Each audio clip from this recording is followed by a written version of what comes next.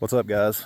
I wanted to take some time this afternoon and basically thought that we would have what could only be described as a hard truth moment.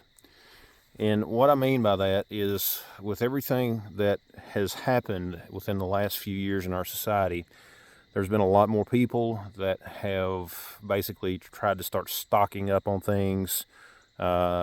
There's been a growing increase in prepping, as we call it. There's been a lot more people learning about firearms, getting into firearms and things like that, which is good. That's something that's very good, but there is a line when it comes to what we need to really consider.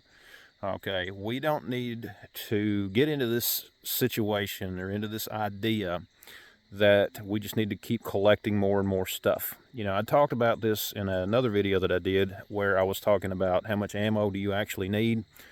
And the same is true with a lot of other things, a lot of other types of supplies and things like that people tend to stock up on. Those are, it's the same with them too. If you have 30 years worth of beans and rice stored in your basement, and if you live in an area where you're going to be basically forced out of if something major were to happen, then, what good has that done you? A perfect example, if we look to see what happened to a lot of the folks down in Florida, and it's a real tragedy down there.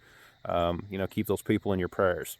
But we see a lot of people down there that their homes were completely destroyed. They were forced to evacuate. Many of them did. And, everything that they had that they were not able to take with them at the time has been pretty much destroyed. And that kind of plays into the fact that if you have a lot of things stored up and you live in an area like that and something were to happen, what good are those resources? They've just been destroyed. They've been ruined.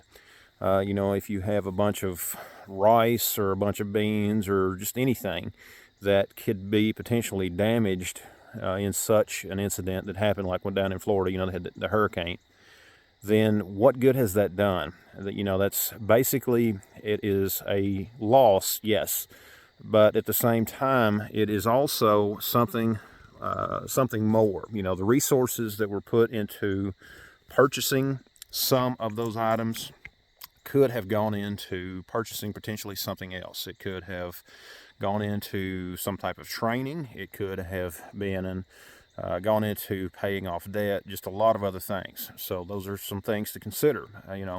You have got to consider your total environment. You don't need to look and think about just one aspect of the things around you, the world around you. You need to look at your total environment. The folks down in Florida, that hurricane came through. They were forced to leave.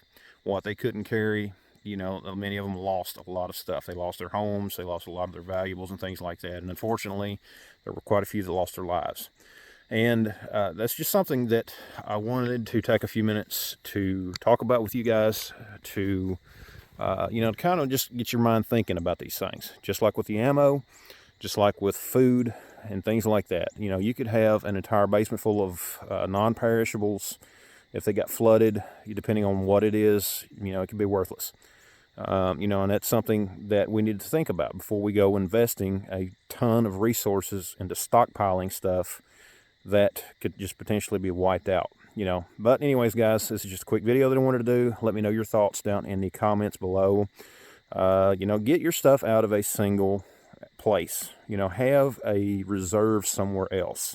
If you live in an area where you could potentially be forced to leave, focus on what you would be able to take with you. Make sure that you had the things necessary to be able to take with you that would help you to survive in a situation. Imagine if you had to leave your house right now, and what you could load in your car, take with you, that'd be it. Everything else you'd be leaving behind. I think that's a good thought, a good exercise, and unfortunately for the folks down in Florida, that's the reality. Guys, thanks for watching. Check out the rest of the videos. Let me know your thoughts down below. Check out the links down in the description, and we'll see you next time.